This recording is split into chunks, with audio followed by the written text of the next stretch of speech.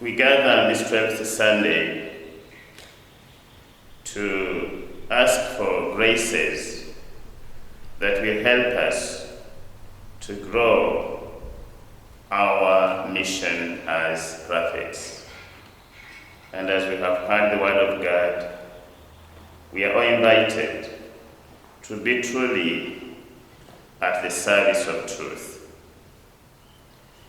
A prophet is put in a place to be at the service of God's truth.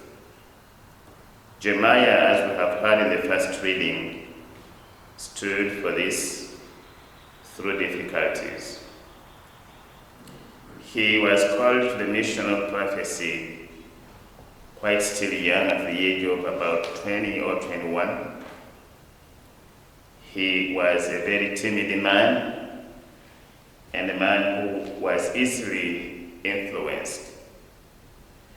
And when you read back the beginning chapters of the prophet Jeremiah, you really see him pleading with God about his age and his lack of experience. He wanted God to excuse him of this mission. But God told him he would be with him. One day he went to Jerusalem, a city full of religious and political leaders, and he made a dramatic speech about their mistakes, and this made the leaders, both political and religious, very angry. What they did was to disown him and to tell the people in Jerusalem that Jeremiah was anti-nation. This, as we have heard, cost him a lot of,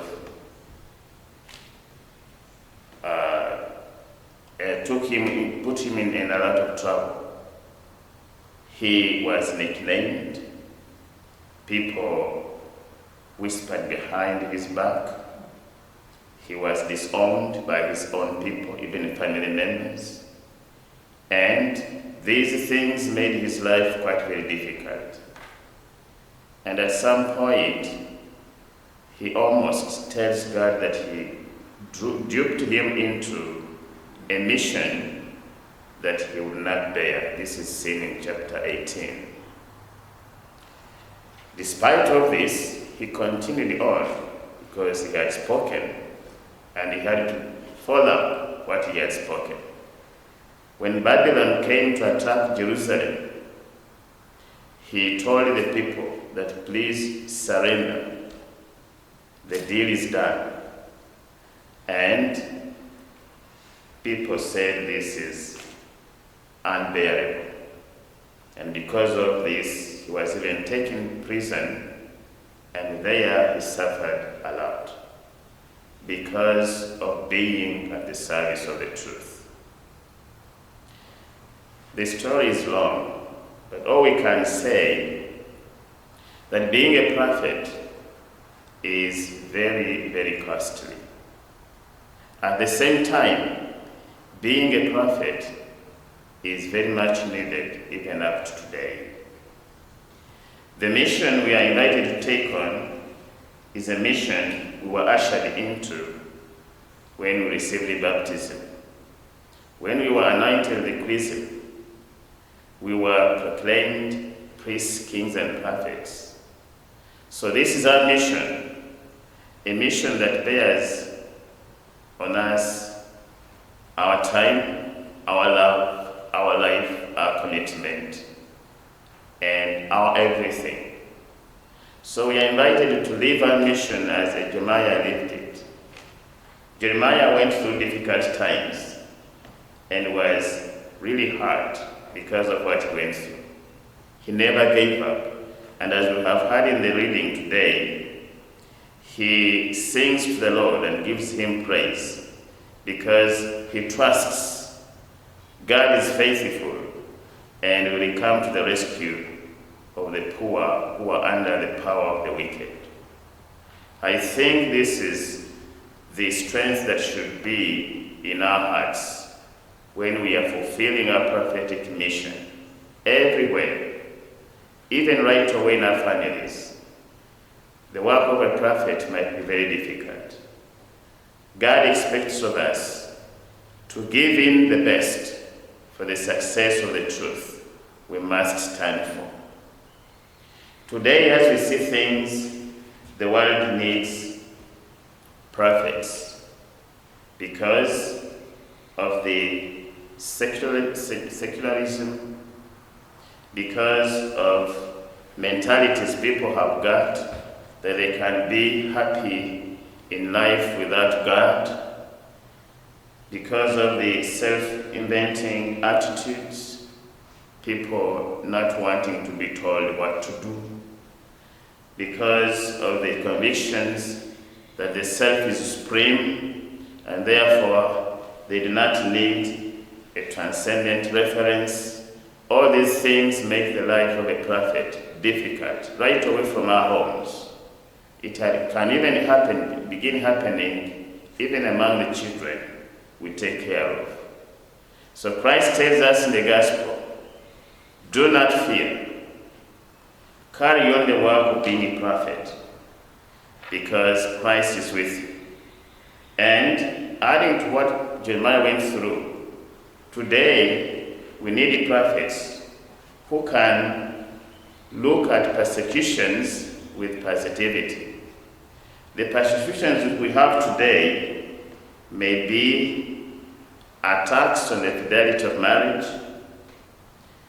It could be a weakening trust in the lives of others, the destruction of faith, the destruction of our spiritual life, affecting the honesty and our commitment to the truth, affecting our sense of generosity and our sense of responsibility toward others. These are forces that are actively affecting the mission of a prophet today.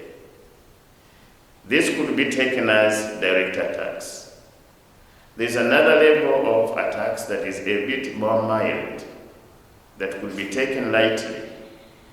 If you watch the movies, the sarcasm and the humor about religion, if you see situations that are set up, that are selective in pointing out error in communities, if you see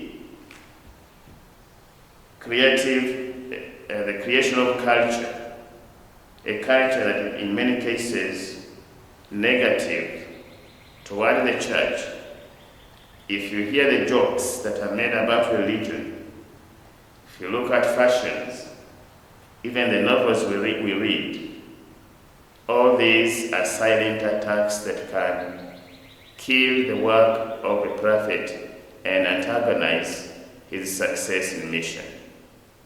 These are the things Christ wants us to take care as we walk through the world with his light. He tells us that we should not give up because God is in charge. And there is no evil that can overtake the plan of God. If we trust in him and accept to work with him, he will help us swim through these difficult moments. And the second reading has told us that evil entered the world and distorted almost everything. St. Paul has told us in the second reading. But despite the presence of evil and its impact, God supplied an abundance of grace through Christ. And it is this grace that helps us to overcome the effects of evil in society. Therefore, we have the courage that, empowered by the grace of God, these evils cannot overtake the mission we have taken on. And Christ still invites us through St. Paul to shine with his light. And I think this rhymes well with the theme of our bicentennial celebrations. We are invited to shine like lights in the world. This is where grace will have to come in to strengthen us, to enlighten us, to give us courage, and never to lose heart. Because God is with us, He is at the help of those who are oppressed by the wicked. May the Holy Spirit help us to maintain our faith and trust in Jesus as we carry on the work of being prophets, to persevere and never lose heart. And today, as I said, we give thanks to God for the gift of fathers who are also standing out in our communities as living witnesses of the mission of a prophet. These fathers hold us when we fall. These fathers defend our families and maintain the honor and legacy of our families. The fathers enable us to discern God's will in good and trying times. After the example of Joshua, who stood before the community of Israel and said that for me and for my family, we shall do the will of God. These fathers exemplify to us steadfastness in joy and in trials. The fathers are proud of us even when our performance is not the best. These fathers sacrifice for us to bring happiness no matter what life brings.